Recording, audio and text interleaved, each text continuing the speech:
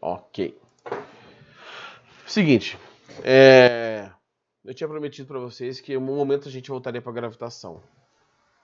Provavelmente a gente não vai conseguir começar e terminar tudo hoje.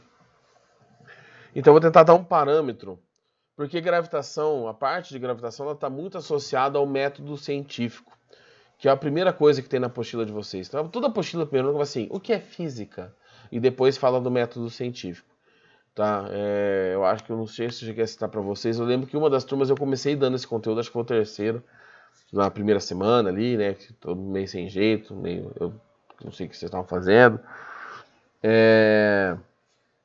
Então eu vou tentar dar um contexto do que está acontecendo, porque muitas dessas questões aparecem associadas à história, né?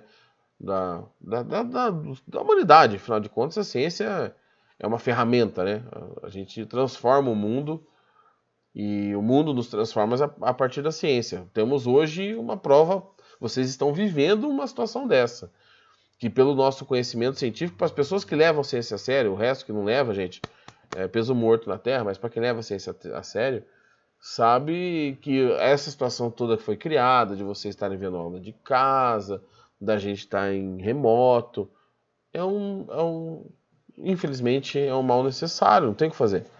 E a nossa vida só será alterada novamente quando a ciência conseguir achar uma vacina ou algum remédio, algum tratamento que diminua, né, a mortalidade, que diminua com contágio. Então, a ciência altera o mundo do mesmo jeito que o mundo altera a ciência. Vocês têm que ter isso em mente, né? É tudo uma coisa só, mundo, né? Vida. E aí a dinâmica ali vai complicando. Então, vai alterando. Aqui sobre a gravitação, vamos entender como que, superficialmente, como que foi pensado o universo até a gente chegar no Newton, que é o assunto final nosso. Primeiro, para variar, a gente vai começar lá na Grécia. Ah, é na Grécia. Professor, mas tudo começa na Grécia? Não, jovem, tem outras coisas ali, né? Tem outras civilizações também. Eu vou ter que iniciar o programa aqui, gente. Tá lento aqui quando eu escrevo. Depois eu vou falando. Várias outras civilizações na China, no Oriente Médio, tá? E por aí vai. Os próprios indígenas, vamos chamar assim, né? Tinham a sua concepção de cada lugar do mundo, né? De como era o universo, como ele era composto. Mas o da Grécia, a gente tem muita informação na Grécia, muita discussão.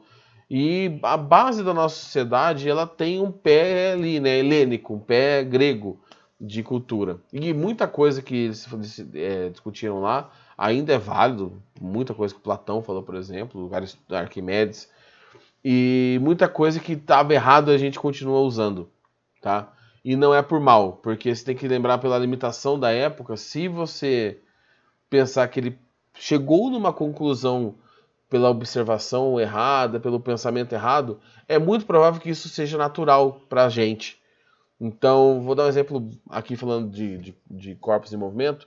Quando você olha, se você observa um dia após o outro, uma noite após a outra, você vai perceber que o Sol muda de posição no céu, as estrelas mudam de posição. Quando a estrela d'alva aparece, né, que é Vênus, o planeta Vênus, que não é uma estrela, mas se chama de estrela d'alva aqui, no céu, se você ficar olhando a posição de Vênus a cada meia hora, a cada uma hora, você vê que ele fica fazendo um risco. Ele vai descendo ou vai subindo, dependendo da época do ano. Então, assim, as coisas se movem em volta da gente. Então, o que seria o natural? A Terra está parada, né? A Terra ser um objeto esférico eles já sabiam, né? Porque eles não eram estúpidos igual as pessoas hoje são. E a Terra estava parada, as coisas estavam movendo. Então, assim, o que parece que é muito intuitivo, né? Então é complicado crucificar alguém naquela época e falar assim, não, porque, que absurdo, como eles, eu quero idiotas. Não, porque é o que a gente vê, gente, né? Na Grécia existiam modelos, então, geocêntricos e heliocêntricos. Ambos existiram. Só que o modelo geocêntrico, que é aquele com a Terra no centro, né? O modelo geocêntrico. Tá? É um modelo que ganhou força. Esse modelo especificamente ganhou força é o modelo de Ptolomeu. Se eu não me engano, ele foi... Ai, agora esqueci. Ele tem alguma relação com Aristóteles, né? Com essa galera aí. Eu não sei de professor e aluno, eu não lembro agora, gente. Então, para não falar bobeira, é melhor ficar quieto. E qual que é a fita do modelo de Ptolomeu? Ele fez um modelo baseado em circunferências, porque para os gregos a circunferência era a perfeição, então os céus só podiam ser descritos por circunferências. Assim, tem todo um lado filosófico, né, de coisas bonitas, de coisas, né, matematicamente perfeitas. A matemática grega, então, nem se fala. E esse modelo de Ptolomeu, ele explicava muito bem o que era observado. Fases do ano, ele explicava, fases eu digo, estações do ano. Explicava fases da lua, ele conseguia explicar, por exemplo, a época, além das estações, né, da temperatura, do clima, conseguia explicar passagem de cometa, não, porque eles não tinham tanta informação assim, mas posição do céu dos que a gente chama hoje de zodíaco, né? De constelações que eram conhecidas, que eram estudadas. Então, ou seja, para fazer medida, esse negócio funcionava. A Terra no centro. Dentro da Grécia, depois, Ptolomeu, lá na Idade Média, a galera sacou, por observações, que a Terra não era o centro do universo. Não era o centro do universo. Só que ninguém conseguia derrubar esse modelo ptolomaico. Tá? Então é mais ou menos assim. Vou dar um exemplo bem esdrúxulo. Imagina um time de futebol, tá? Que tem um técnico ruim, que só faz coisa errada, mas o time ganha. É seu time. Você torce pra esse time aí. Você não quer que o técnico continue, porque o futebol é horrível, você não consegue se divertir vendo a galera jogando. Você sabe que tá indo meio que... Ninguém sabe por quê, mas o time tá ganhando. Você quer derrubar aquele técnico, só que você não encontra ninguém que ganhe mais do que ele. É um exemplo muito ruim, muito ruim mesmo. Mas era o que acontecia. A galera queria derrubar o modelo ptolomaico, mas não conseguia fazer o melhor, mesmo sabendo que ele estava errado. E aí na ciência, aí que entra aquela parte do método científico, você não derruba uma ideia só... Bom, você derruba uma ideia porque ela está errada, sim. Mas se você não tem outra no lugar, aquela ideia continua valendo. Não valendo filosoficamente, tipo, é assim que a natureza se comporta porque isso, não. Mas na prática ela continua valendo. Tá? E é esse senso comum que pra gente ainda é válido, né? Que a ciência depois conseguiu, graças a essa adoção do método, né, desenvolvimento do método científico, tirar essa ideia de senso comum, ou diminuir bastante. Então o modelo do Ptolomeu com a Terra no centro funcionava, e a galera queria derrubar. Só que começaram a se avançar as pesquisas eu digo, desenvolvimento de lentes, de espelhos, e a galera começou a ter telescópio, pequenininho, claro, tá? Lunetas, e conseguiu fazer observações. Por exemplo, Galileu observou 4 luas de Júpiter, tá? Conseguiu observar os anéis de Saturno, que, gente, hoje, se alguém um dia já viu, quer ver? Eu vou colocar até uma foto que não tem nada a ver muito com o assunto. Saturno, telescópio. Quando você observa o Saturno num telescópio, sabe esses pequenininhos que você vê em filme, a galera compra os branquinhos, que fica, parece mais ou menos, sei lá, até 1 metro e pouco. Se você observa Saturno, gente, é isso aqui que você vai enxergar. Quer ver? Essa aqui é a observação lá feita em Ponta Grossa. Deixa eu colocar aqui a foto para vocês verem. Ó, é isso aqui que vocês vão ver. Deixa eu aumentar um pouquinho. Vocês vão ver uma bolinha e os anéis. Vocês realmente conseguem ver os anéis aqui do planeta Terra. É muito doido. Porque a gente sabe que os anéis estão lá. Na verdade, todos os gigantes gasosos têm anéis. Júpiter, Saturno, Netuno, todos eles têm. Mas o Saturno tem muito mais intenso e dá pra ver aqui da Terra. Então é isso aqui que você vai enxergar olhando por um telescópio, olhando para Saturno, tá? E eles começaram a fazer observações astronômicas e começar a medir e guardar essas informações.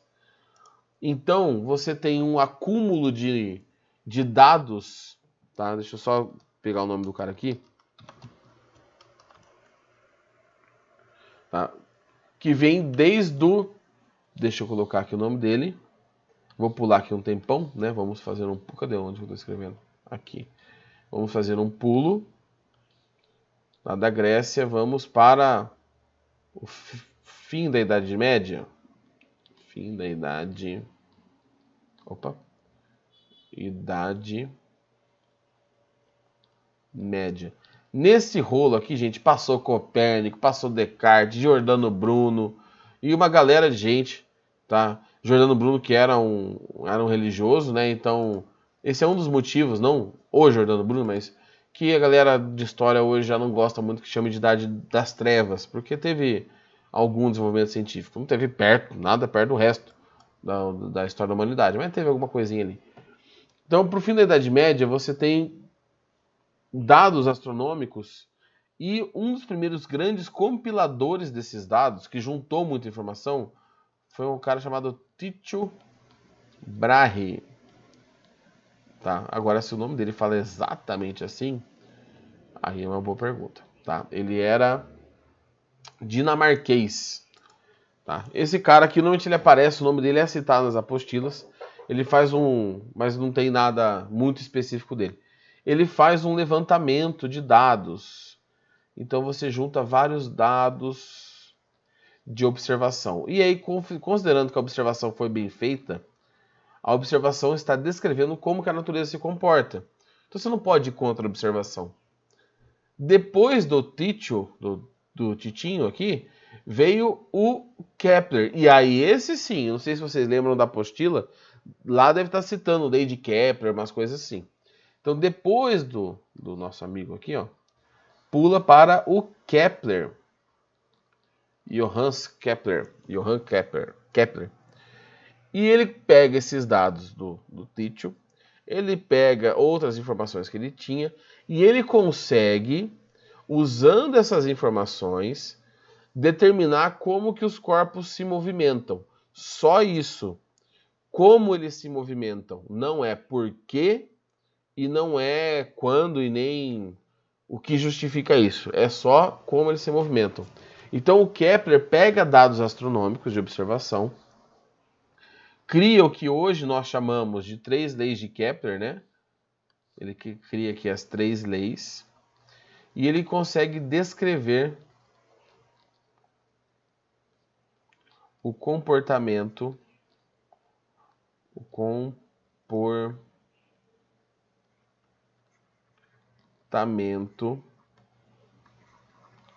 dos planetas.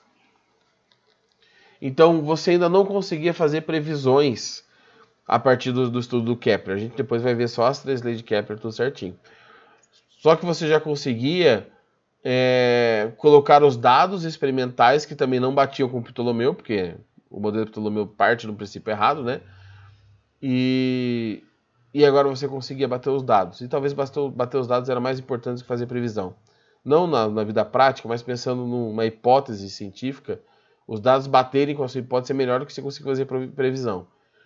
O Kepler faz esse trabalho e publica. E aí vocês têm que tentar imaginar o que acontecia na época. Quando um cientista publicava um trabalho, muita gente não sabia ler ainda. Muita gente não sabia ler. Poucas pessoas eram realmente letradas. E as que eram, normalmente eram letradas em mais de uma língua. Tá? Ou a língua do país próximo é deles, tá?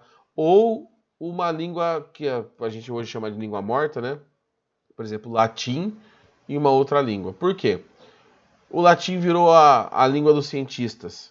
Então, quando a galera queria publicar alguma coisa científica, eles publicavam em latim, na língua original deles, e em latim. Porque latim todo mundo lia na Europa, todo mundo assim, todos os cientistas liam. Depois que o latim foi caindo em desuso, virou francês. Então, ali perto da Revolução Francesa, aquela época, tudo que era publicado tinha que ter uma cópia em francês, que seria a língua oficial. Hoje a gente sabe que não só meio científico, né, mas inglês. Inglês é a língua universal, é a língua que o mundo inteiro fala, ou pelo menos interage com ela. A gente interage com essa língua o dia inteiro, né? Só não mais que a nossa. Então, se você vai publicar um artigo um dia na faculdade aí, como professor, como aluno de iniciação, eu sei que tem um tempinho para vocês chegarem lá, vocês vão precisar fazer uma versão, pelo menos, do resumo em inglês. Então, saber inglês, gente, não é só professores americanos ficar conversando e perguntando coisa bobeira lá. É você ter tato com a língua, porque fazer a tradução, quem gosta de filme, de jogo aí, de série, sabe que fazer a tradução ao pé da letra não funciona. Tá? Você precisa adaptar para a língua, pro jeito da pessoa ler e entender aquele texto. Mas aí eu não estou aqui na aula de gramática, na aula de línguas. O Kepler propõe 3 leis para descrever o comportamento dos corpos. Ele consegue, só que ele não justifica o porquê. Nesse meio tempo, o trabalho do Kepler cai na mão de quem? Chutem, do Newton. E aí, quando o trabalho do Kepler cai na mão do Newton, o Newton já com o trabalho dele bem avançado, né, de tentar entender a dinâmica do movimento, das forças, ele tenta explicar o que o Kepler tinha constatado. Mas o que está acontecendo aqui?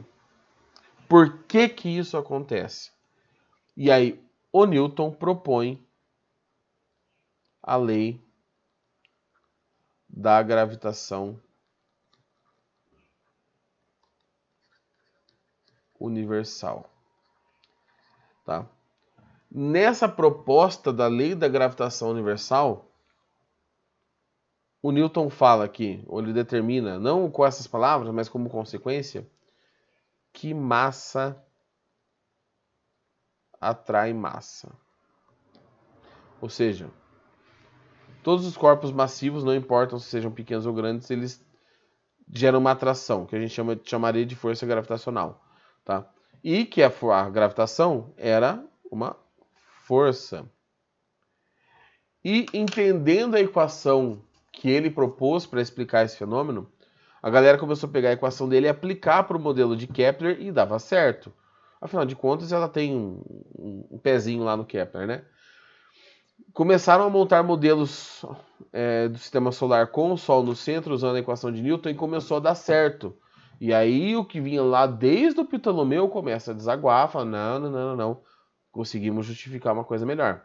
Hoje, 2020, nós sabemos que a gravitação não é uma força. Tá? A gravitação é a deformação do espaço, né? A massa, pela relatividade do Einstein, que vem bem depois do trabalho do Newton, é uma deformação do espaço. Mas para o nível do ensino médio, tá bom a gente pensar que é uma força mesmo. Que quando você tem uma massa de um lado, ela olha para o outro e fala, vem cá, e elas se atraem. Tá? Sempre com o mesmo valor, né? Porque ação e reação. Então, com a gravitação do Newton, com esse estudo da gravitação, algumas coisas começaram a ser previstas, além de órbita, de planeta, tudo. Por exemplo, um planeta lá que agora toda vez eu esqueço o nome, gente.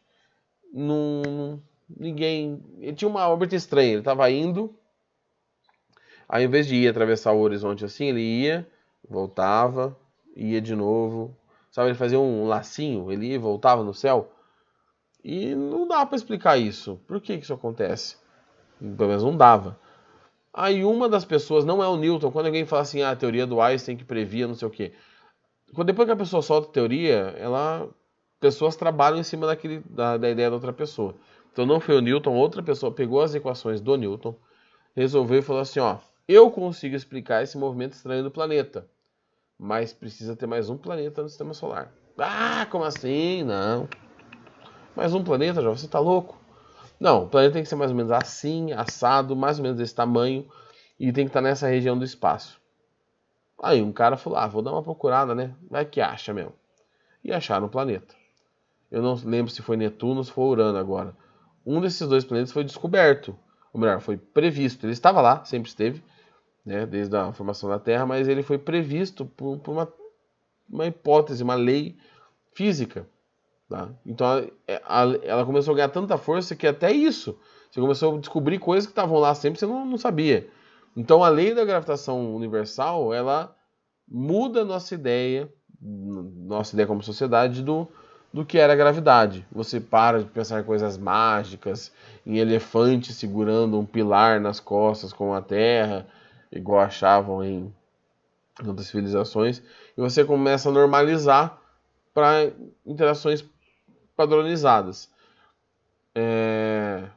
E aí isso mudou muito a cabeça da sociedade daquela época. Porque lá na Inglaterra, principalmente, na Alemanha, tinha uma galera desenvolvendo ciência, principalmente ciências exatas, e todas elas envolviam matemática, que por sinal o Leibniz, que é um cara lá, um matemático, e o Newton criaram uma matemática a mais para conseguir explicar essas coisas. E aí o povo, não, gente, só vai funcionar se for fazer conta. E aí você entra numa era do conhecimento, que eu não sei se dá para chamar de era do conhecimento, que as pessoas só aceitavam o que era conta, o que era matemático. O que era determinístico, sabe? Eu fiz a conta e deu, então vai ser. E a gente sabe, gente, que o mundo não funciona assim, sempre. Tem coisas que são assim, mas tem coisas que não são. E aí você tem toda uma revolução científica. Quem for para a área de gosta aí de filosofia, de história, e conseguiu convencer a família, ou está pensando em convencer a família que quer seguir para esse caminho, porque vão falar, mas não dá dinheiro, não sei o quê, ou se vai para a área de física mesmo, é leitura obrigatória a. Como é? Revoluções Científicas, esqueci o nome agora do livro. Eu acho que é Revolução Científica, Revolução das Ideias, agora não lembro agora. Que é do Thomas Kuhn, que ele discute justamente isso. Como que é um historiador da ciência, não? Ele discute como que as coisas, a ciência muda a sociedade. E a gente já vinha trabalhando com a força-peso. A verdade é essa. A força-peso, ela é uma simplificação da força gravitacional de Newton. Porque era a força de gravidade que a gente tinha para calcular massa vezes gravidade, beleza. Só que para planeta não faz sentido falar de peso, porque o planeta não está perto do outro, está longe. A gente precisa então buscar as equações de Newton, a equação de Newton, que hoje a gente considera que é errada, só que assim, ela funciona. Ela tem a mesma característica do trabalho de Ptolomeu. Se você aplicar para alguns casos já determinados, específicos, ela vai funcionar, mesmo ela estando errada, tá? Perdão. O que eu ia falar para vocês? Eu tinha que falar alguma coisa.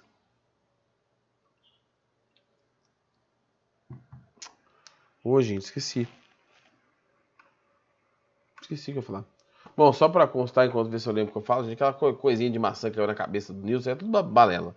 Isso não tem nada a ver com a história, não. Isso não rolou, não. Tá? Só miguezão.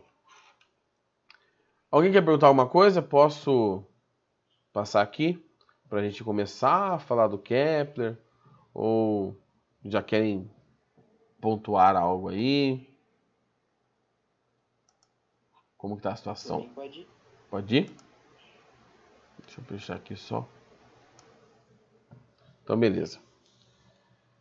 Então vamos começar com o Kepler, né? Vamos pular direto pro Kepler, porque senão a gente não sai nunca desse conteúdo. Pera aí.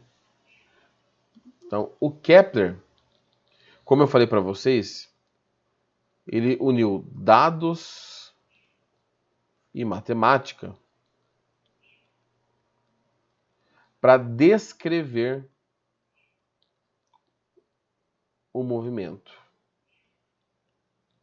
dos corpos celestes. O movimento dos corpos celestes, tá? Então lembra, o trabalho do Kepler é mais falando como as coisas funcionam e não por quê. As leis de Kepler elas são bem simplesinhas, só uma tem uma equação mesmo, tá? A primeira lei de Kepler é a lei das órbitas. Tá? O que ele percebeu analisando os dados? Que a trajetória dos planetas em torno do Sol não era uma circunferência. Eita. Era uma elipse. Uma elipse é isso aqui, ó. É uma circunferência achatadinha, tá? Não é tão elíptico assim. Ela é mais parecida com uma circunferência, mas não chega a ser uma circunferência. E aí aqui, por exemplo, você tem o Sol. Espera aí. Tá, o Sol. Ele está em um dos focos. Sol. Foco da elipse são pontos que você usa para formar ela. Tá? Aqui também não é tão importante esse ponto, não. Essa... E aí nós temos o planetinha aqui em volta, vamos fazer a terrinha, né? Dando uma volta em torno do Sol. Então, a primeira lei diz que essas órbitas são elípticas. Tá? E que o Sol está em um dos focos. Então, foco é uma região espacial, né? Como eu falei para vocês da elipse. Imaginem que aqui tem um foco, por exemplo, onde ele está aqui, F1, e aqui tem um outro foco, F2. Aí o Sol se põe em um dos focos. Se põe, não de se pôr de noite e dia. Ele está localizado em um dos focos. Só isso. Então as órbitas são elípticas, elas não são circulares. Então, órbitas elípticas com o Sol em... Deixa eu ver um negócio aqui. Tá. Em um dos focos. Essa é a primeira lei de Kepler. A segunda lei de Kepler, ele imaginou o seguinte. Se eu tenho imagina uma barra mágica que liga a Terra ao Sol. Aqui assim, ó. Oxe, Maria. Conforme a Terra está se movimentando em torno do Sol, está transladando, essa barra vai viajar pelo espaço. Tá? Imagina, lá oh meu Deus, no colégio de vocês é giz ou é canetão? O quadro, é giz, né?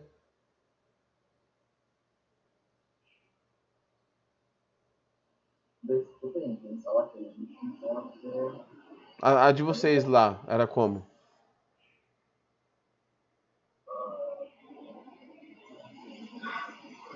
Eu não lembro, que é giz. Faz tempo já, né? Saudade. A Tainá falou que é giz. Então, ó, porque eu tô falando disso? Você pega um giz desse, imagina um giz grande, e aí você raspa o giz pelo quadro, você faz o giz se movimentar, ele pinta uma área, não pinta? Ele não faz um risco. Se ele estiver deitado, encostando assim no quadro, ele faz uma área. Se você pegar um giz e girar em torno de um ponto, você vai formar uma circunferência, não é?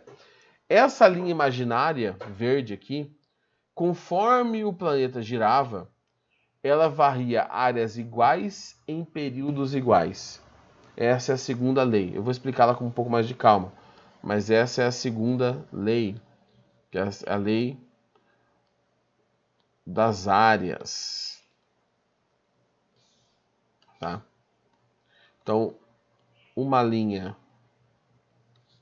imaginária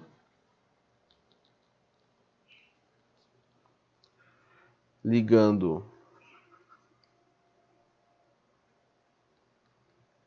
o planeta ao Sol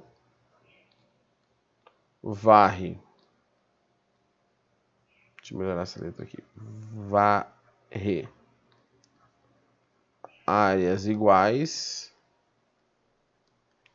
em colocar tempos iguais, tá? Em tempos iguais. Como assim, professor? Vamos supor que passou 2 meses do movimento do Sol e o Sol se movimentou dali até aqui. O Sol não, desculpa, a Terra. Então eu tenho uma área formada aqui, ó. Essa área que eu vou fazer com um risquinho verde aqui, ó. Formou uma área. Em outro momento, quando o Sol está lá longe, também passa o mesmo tempo, passam 2 meses, por exemplo. E aí eu vou ter um novo rastro, né, gerado por essa linha imaginária. Tá? Essas duas linhas imaginárias estão se arrastando ali. E aí eu vou ter essa nova área aqui, ó. E aí o meu desenho aqui, claro que eu estou fazendo a mão livre, não vai ficar certinho, mas essa área aqui tem que ser igual a esta área aqui de baixo. É a mesma área. Se os tempos forem iguais. Aí você fala, professor do céu, mas como que eu vou usar isso aí? calcular a velocidade diária? Não estou entendendo. Na verdade, o que te interessa dessa lei mesmo, além de lembrar que são áreas iguais em períodos iguais, é que a Terra não tem velocidade constante. Na verdade, nenhum planeta tem. Você tem uma região que está mais próximo, que é o periélio, e uma região mais afastada, que é o afélio. E por consequência dessa segunda lei, a gente sabe que a velocidade da Terra não é igual durante todo o movimento dela. Então ela tem uma aceleração, ela tem uma mudança de valor de velocidade. E isso é uma consequência importante. Tá? Mais importante do que ficar calculando o ar ali, que a gente nem vai fazer isso. Tá? Então essa segunda lei, lembrando que as leis vêm de observações astronômicas. Não só da Terra, de outros planetas, né, ou corpos celestes. Então, com essas duas leis aqui, essas são leis assim, tiradas direto da observação. A terceira lei de Kepler, que eu vou falar para vocês só da semana que vem, é uma lei matemática. Ele pega o que está acontecendo e ele simplifica. Vamos esquecer que é uma elipse, vamos fazer uma circunferência, vamos calcular um raio só de movimento. E aí ele acha uma constante. Ele percebe que alguma coisa se mantém igual para todos os corpos. Tá? Mas isso aí, gente, a gente fica para semana que vem. Tá? No nosso videozinho gravado. Então, provavelmente eu vou falar de Kepler e vou começar a falar de Newton para na outra semana a gente vir fechar Newton com a gravitação. Quem sabe dar uma pincelada um pouquinho de física moderna também, dentro do que dá para passar no primeiro ano. Tá bom? Gente, se vocês quiserem tirar alguma dúvida, esse é o momento. Se vocês não tiverem dúvidas, tá no horário certo, né? Tá, faltam 2 minutinhos. Bom almoço para vocês, bom descanso. Tá? Falou, professor. Falou, aproveita o feriado de segunda-feira aí de finados. Fique em casa, fica de boa, para dar aquela turbinada. Varre áreas iguais em tempos iguais.